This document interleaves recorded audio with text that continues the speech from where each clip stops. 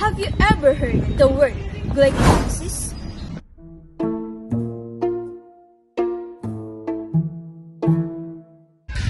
Quite confusing, isn't it? But it may sound simpler than it seems.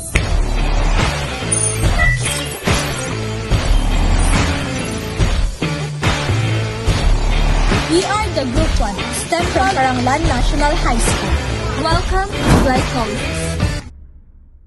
After the process of photosynthesis which happen in the chloroplast of the plant cell to store energy, now let's move on to the next process called cellular respiration.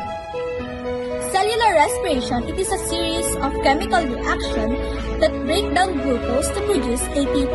In other words, cellular respiration is energy release. It is a metabolic pathway that involves systematic breakdown of glucose to produce energy, and the glycolysis takes place in the cytosol of the cell. There are two types of glycolysis, aerobic and anaerobic. Aerobic means in the presence of oxygen, anaerobic means in the absence of oxygen. And also, there are two phases of glycolysis, the preparatory phase and payoff phase. The preparatory phase called as glucose activation phase and payoff phase called the energy extraction phase. It all begins with the molecules of glucose that enters the cytosol and the first reaction that takes place in conversion of glucose to glucose 6-phosphate. The enzyme that catalyzes this reaction is called hexokinase, which is the first step of glycolysis reaction.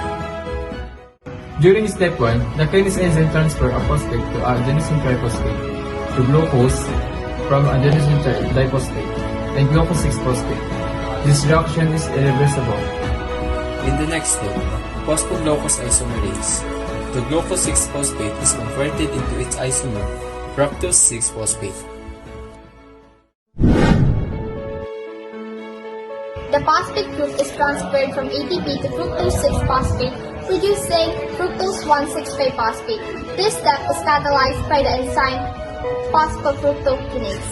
Next is the fructose 1,6-phosphate split into two molecules, the glyceraldehyde 3-phosphate and the hydroxyacetone phosphate. This both are 3 carbon compounds, and the enzymes that catalyzes this reaction is called aldolase.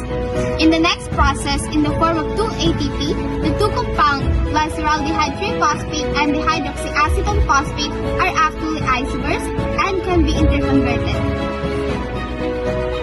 The first 5 steps, we've been already seen what happened on a broad level during the energy-requiring phase of glycolysis. 2 ATP are spent to form an unstable sugar with 2 phosphate group, which then split to form 2 3-carbon molecules that are isomers of each other.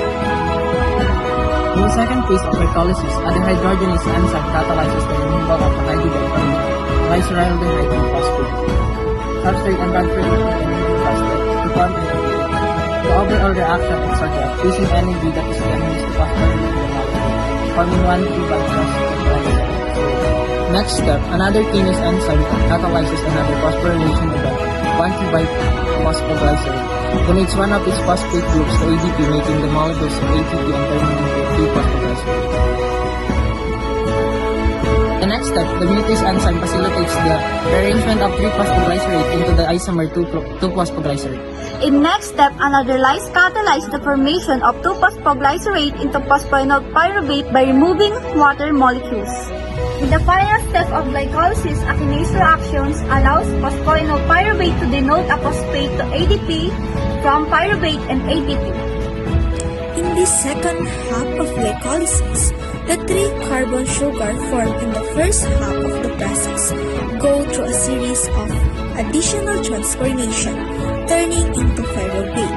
At the end of the glycolysis, 1 glucose molecule has been oxygenized into 2 pyruvate molecules, producing 2 pyruvate molecules, producing 2 NADH molecules and 4 molecules of ATP. This is the end process of glycolysis.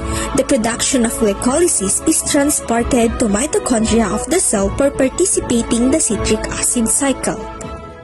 Learning may be in different shapes and sizes, But no matter how big or small, We are capable of acquiring knowledge for the better. small world of peroxide.